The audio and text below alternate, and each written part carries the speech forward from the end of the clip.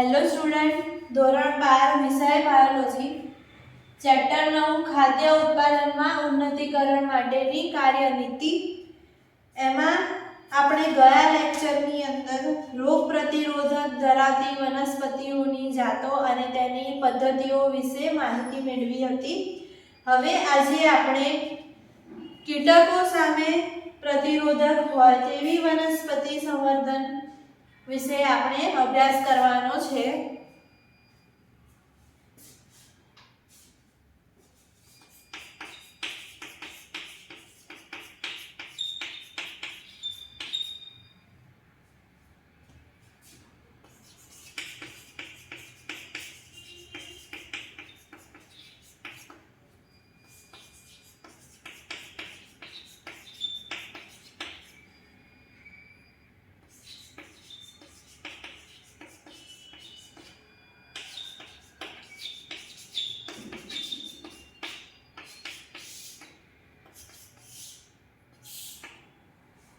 આપણે એવી વનસ્પતિઓની જાતો વિકસાવવાની છે કે જે કીટકો સામે પ્રતિરોધક હોય.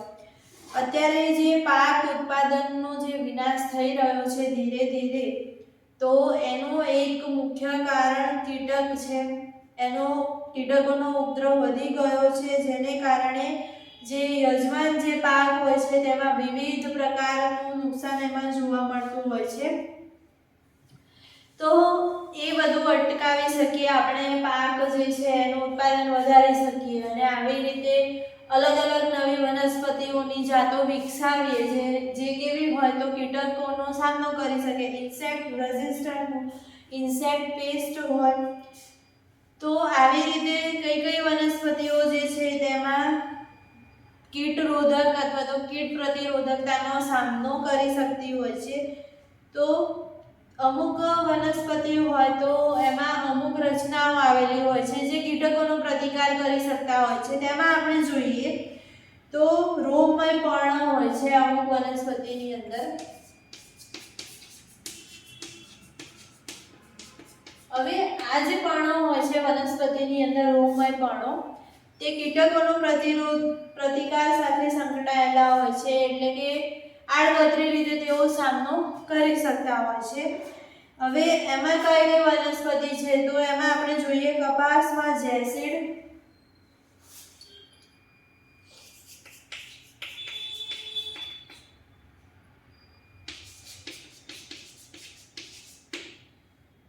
કપાસ છે એની અંદર જેસીડ, ઘઉંમાં જે છે ધાન્ય પર્ણ,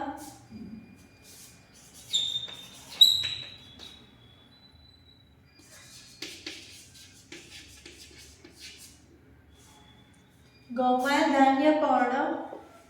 તો આ જે છે વૃક્ષ કીટકોનો પ્રતિકાર કરી શકે છે.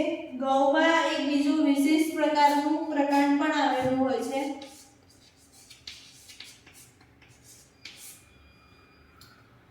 આ જે ઘઉંની અંદર પ્રકાંડ હોય છે જેને કારણે સ્ટેમ સોફ્લાય જે છે તે ઘઉં જે હોય છે તેની નજીક નથી જતી.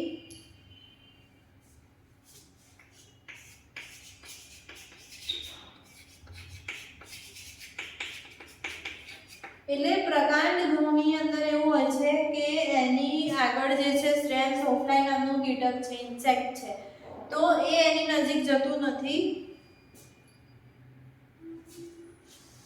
પછી બીજું એક આપણે વાત કરીએ કપાસની, તો કપાસની અંદર લીસાપર્ણ અને મધુરસ વગરની કપાસની જે જાતો છે જેને કહેવાય બોલવોર્મ્સ ને આકર્ષી શકતી નથી.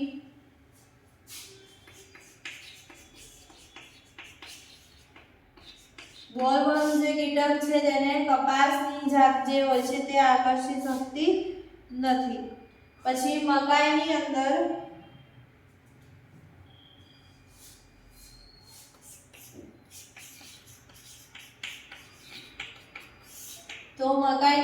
એસ્પાર્ટિક એસિડ અને નાઇટ્રોજન અને શર્કરાનું ઓછું પ્રમાણ હોવાને કારણે મકાઈની અંદર જે એનું પ્રકાંડ આવેલું હોય છે તે ભેદક કીટકો સામે પ્રતિરોધકતા સર્જે છે.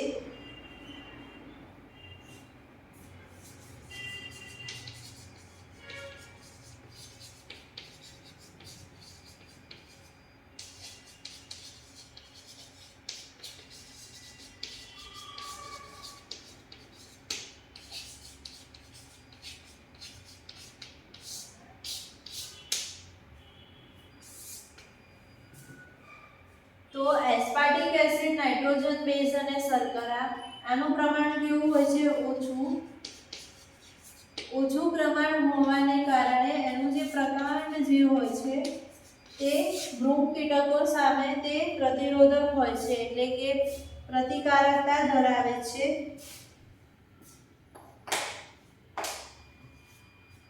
તો આવી રીતે અલગ અલગ કીટકો પ્રત્યે પ્રતિરોધકતા ધરાવતી જાત વિકસાવવા માટે સંકરણ અને પસંદગી કરવામાં આવતું હોય છે. અને કેટલાક એવા પાકો વિકસાવવામાં આવે છે કે જે કીટ પ્રતિરોધક હોય છે. તો એવા કયા કયા પાકો છે તો તેના વિશે આપણે જોઈએ.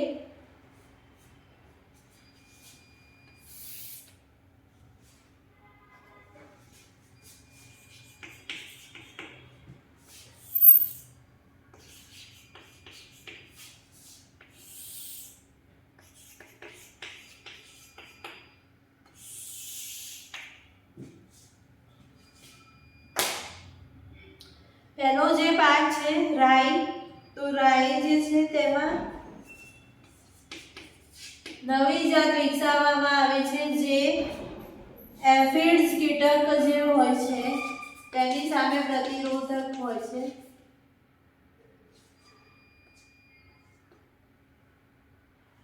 જેનું નામ છે પૂષા ગૌરવ.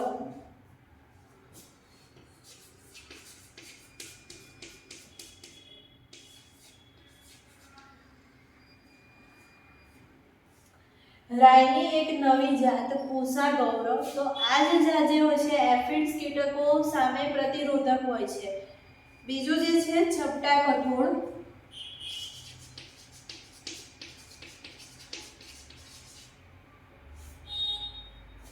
જેસિડ્સ અને એફિડ્સ અને ફળભેદક.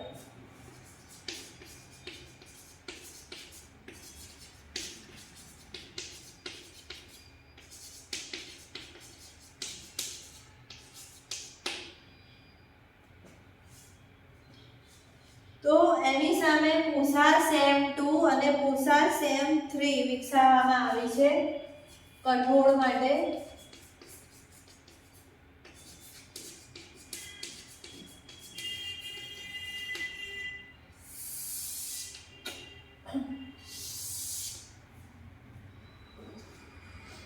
જે કઠોળની જે કીટકો સામે પ્રતિરોધકો હોય તેમાં પૂષા સેમ 2, પૂષા સેમ 3 વિકસાવવામાં આવેલી છે, જે ફ્લેટ બીન્સ હોય છે એના માટેની નવી જાતો છે. ત્યારબાદ આવે છે ભીંડા.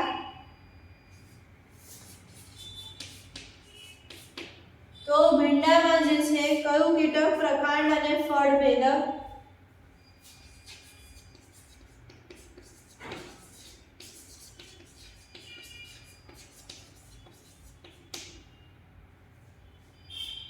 તો એમાં જે છે ભીંડાની નવી જાત જે છે પૂષા સવાની અને પૂષા A4.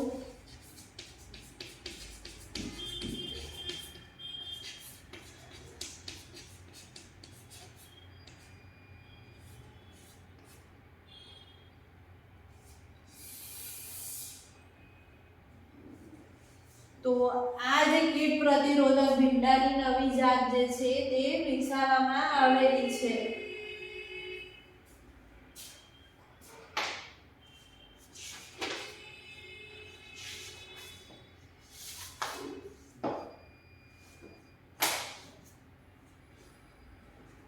તો આવી રીતે કીટકો સામે પ્રતિરોધકતા વિકાસ માટે જે સંવર્ધન કરવામાં આવે છે વનસ્પતિનું, જેને પરિણામે જે વિવિધ પાક હોય છે તેનું ઉત્પાદન વધી જતું હોય છે અને આપણે તેની ગુણવત્તા અને ઉત્પાદનની દ્રષ્ટિએ જોઈએ તો સારો એવો આપણને શું જોવા મળે છે? ફાયદો થતો જોવા મળે છે.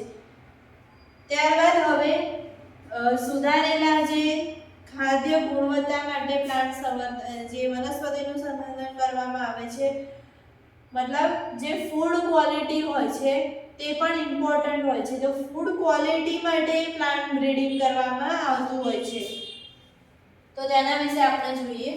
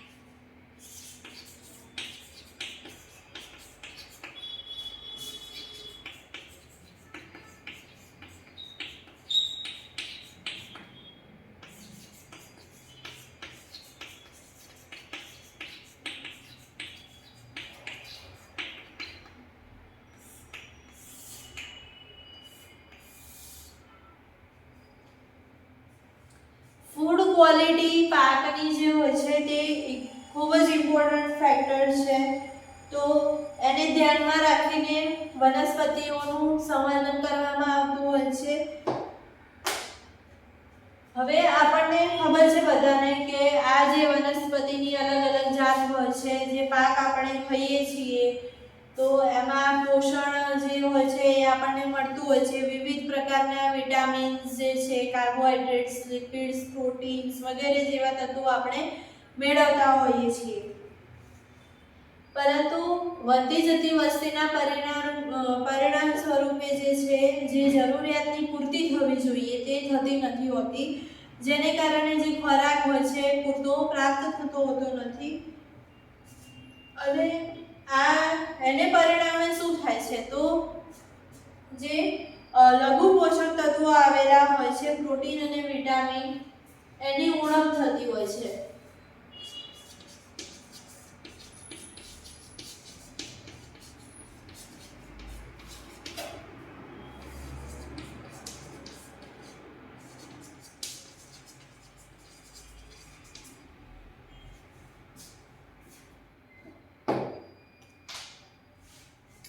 એટલે કે વધતી જતી વસ્તીના પરિણામ સ્વરૂપે બધાને પૂરતો ખોરાક ના મળે, તો જેને કારણે જે પોષણ એમને જોઈતું હોય તે પૂરતા પ્રમાણમાં નથી મળતું હોતું, જેને પરિણામે શું થાય છે તો લઘુ પોષક તત્વો, વિટામિન્સ, પ્રોટીન્સ વગેરે અનેક તત્વોની જે હોય છે એમની અંદર ઉણપ સર્જાતી હોય છે.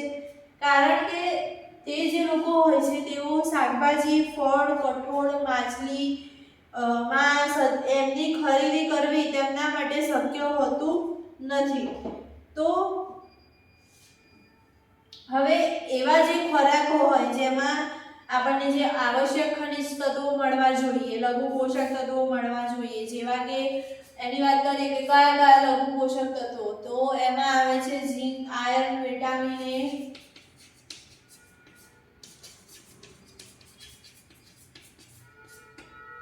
તો આયર્ન પણ જે છે એ બોડી માટે ખૂબ જ જરૂરી હોય છે. વિટામિન એ છે, આયોડિન અને ઝીંક.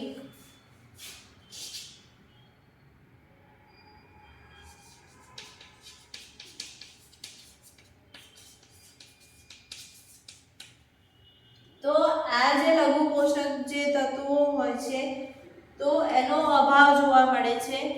તો શરીરની અંદર આ બધા જો પોષક તત્વો ના મળે તો બોડી જે હોય છે તે વિવિધ રોગનું શું બની જાય છે, ઘર બની જતું હોય છે. એટલે કે જેને લીધે રોગ થવાનું જોખમ જે હોય છે તે વધી જતું હોય છે. એને પરિણામે શું થતું હોય તો આયુષ્ય ઘટી જતું હોય છે. એમની જે મેન્ટલ સ્ટેબિલિટી જે હોવી જોઈએ તે હોતી નથી. તો આ બધું જે છે એ ના થાય તેના માટે શું કરવામાં આવે છે તો વિવિધ જે પાકો માટે પાક સંવર્ધન પદ્ધતિનો ઉપયોગ કરવામાં આવે છે. એટલે કે લોકોની તંદુરસ્તીની અંદર શું થાય, જનરલી સુધારો કરવામાં આવે અને એવો સંબંધિત પાક બનાવવામાં આવે જેમાં બધું જ મળી રહે, ખનિજ તત્વો પણ મળી રહે, વિટામિન્સ, પ્રોટીન્સ ને બધું મળી રહે, એવો સંબંધિત પાક મેળવવામાં આવતો હોય છે.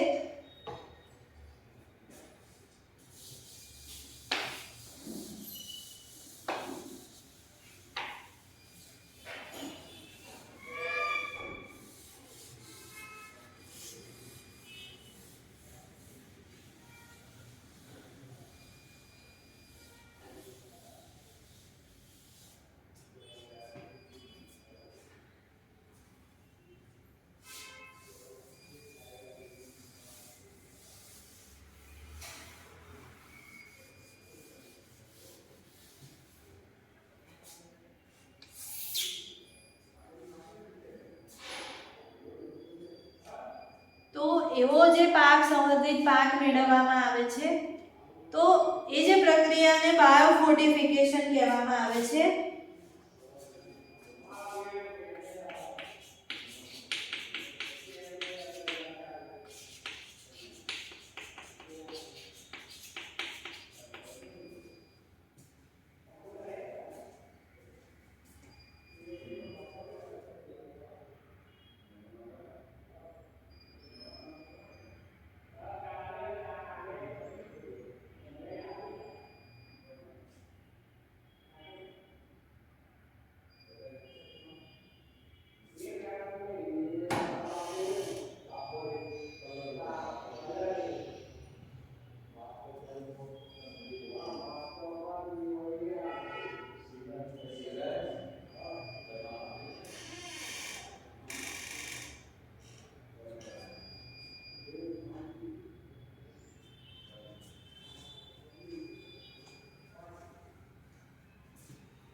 જેને શું કહેવામાં આવે છે? જૈવિક રક્ષણાત્મકતા, બાયોફોર્ટિફિકેશન.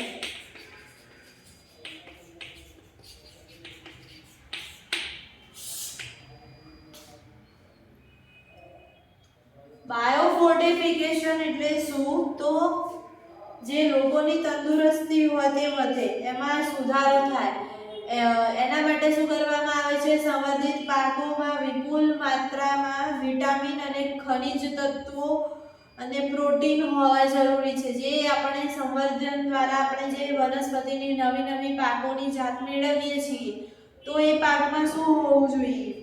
તો વિટામિન્સ હોવા જોઈએ, ખનિજ તત્વો હોવા જોઈએ, પ્રોટીન્સ હોવા જોઈએ.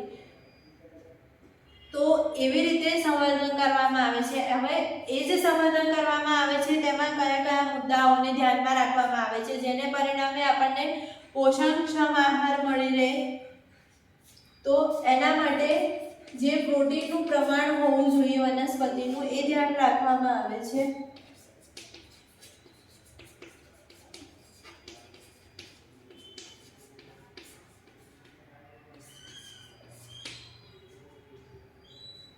બીજું તેલનું જે પ્રમાણ અને ગુણવત્તા.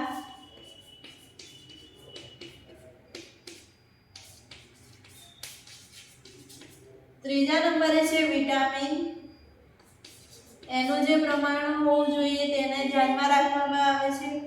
પછી ચોથા નંબરે આવે છે જે ખનિજ તત્વો, લઘુ પોષક તત્વો અને બીજા અમુક જે ખનિજો જોઈએ શરીર માટે, એનું પણ ધ્યાન રાખવામાં આવે છે.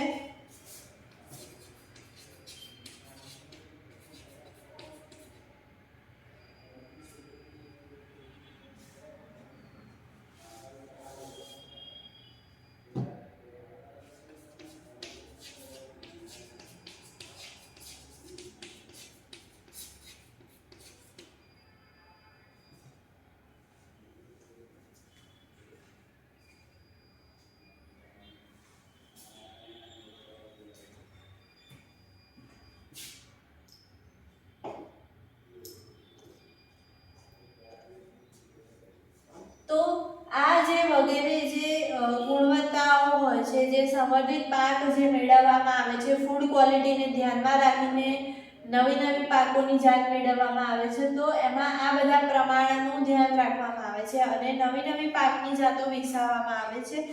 એમાં આપણે ઉદાહરણ દ્વારા એને સમજીએ.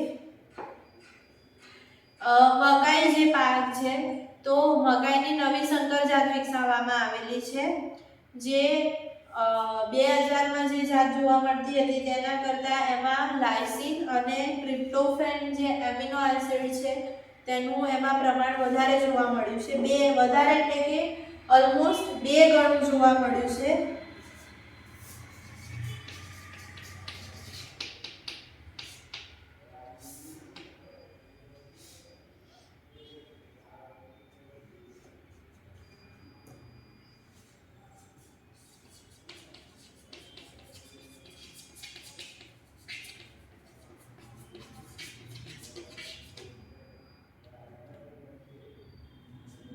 એટલે કે લાઇસિન અને ટ્રિપ્ટોફેન એમિનો એસિડનું જે પ્રમાણ જે છે તેમાં વધારે મેળવી શકાયું છે આ નવી સંવર્ધન પદ્ધતિની મદદથી.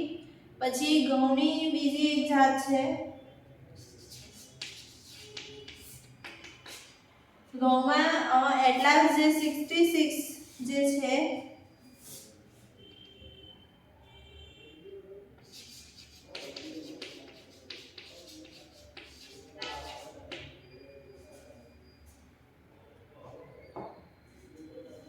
તો આ ઘઉંની જે નવી જાત સંવર્ધિત પાક એટલાસ 66 જે છે એમાં પ્રોટીનનું પ્રમાણ વધારે પ્રમાણમાં એમાં મેળવી શકાયું છે.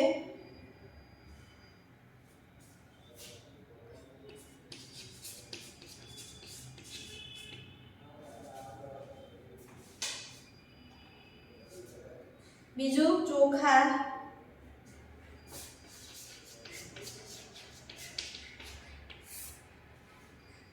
તો ચોખાની અંદર અત્યારે જે વધારે આયર્ન મૂલ્ય ધરાવતા ચોખા બજારમાં મળવા લાગ્યા છે.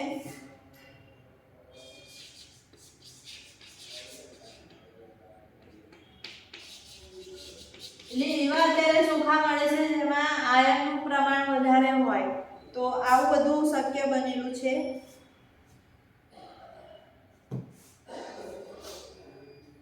અને જેમાં એનું મૂલ્ય જે હોય છે 5 ગણું વધારે આયન ધરાવતા આપણે ચોખાની જાત મેળવી શકાયું છે. ભારતીય જે કૃષિ સંસ્થા જે છે, કૃષિ સંશોધન સંસ્થા IARI એ ન્યૂ દિલ્હી ખાતે આવેલી છે. આ સંસ્થાએ જે છે શાકભાજીના અમુક એવા પાકો બહાર પાડ્યા છે જે ઉચ્ચ મૂલ્ય ધરાવતા હોય, ખનિજ તત્વો, પ્રોટીન, વિટામિન વગેરે જેવા શાકો એમને બહાર પાડેલા છે.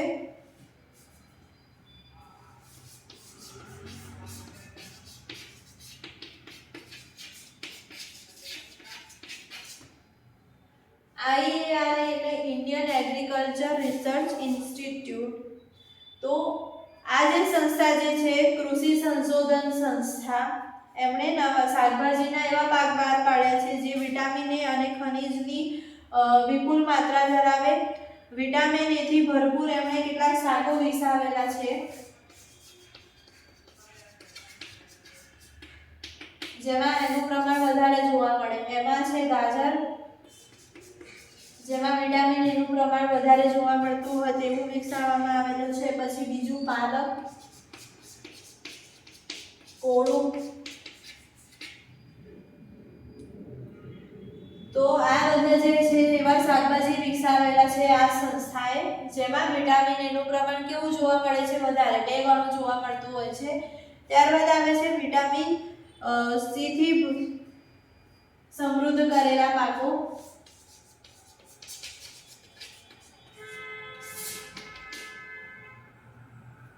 તો એમાં જે શાકભાજી વિકસાવેલા છે એમાં ચીલીની ભાજી, રાઈ, ટામેટા,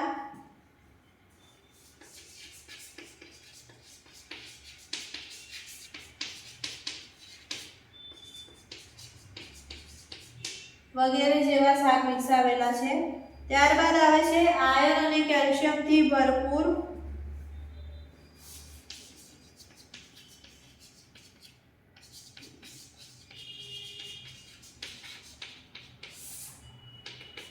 એવા કયા શાક વિકસાવેલા છે આયર્ન અને કેલ્શિયમથી ભરપૂર હોય? તો તેમાં પાલક અને ચીલીની ભાજી,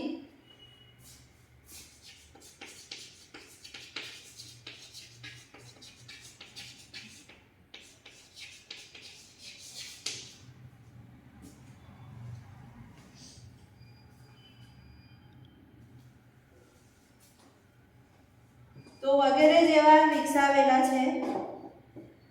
પ્રોટીનથી સમૃદ્ધ,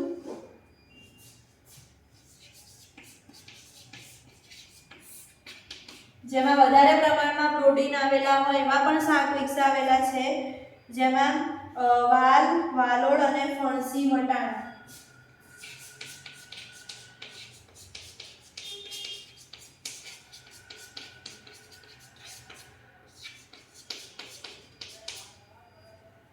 તો વગેરે જેવા શાક જે છે પ્રોટીનથી ભરપૂર વિકસાવવામાં આવેલા છે. IARI સંસ્થા ન્યૂ દિલ્હી ભારતીય જે કૃષિ સંશોધન સંસ્થા છે તેમાં આ બધા જે પોષક તત્વો મૂલ્યો જે ધરાવતા પાકો એમણે વિકસાવેલા છે. બધા તમારે આ નામ યાદ રાખવાના રહેશે કે વિટામિન એ થી ભરપૂર ગાજર, પાલક, કોળું, વિટામિન સી થી ભરપૂર ચીલીની ભાજી, રાઈ, ટામેટા, આયર્ન અને કેલ્શિયમથી ભરપૂર પાલક, ચીલીની ભાજી, પ્રોટીનથી ભરપૂર વાલ, વાલોળ, વટાણા, ફણસી વગેરે જેવી શાકભાજી આપણે મેળવી શકાયું છે.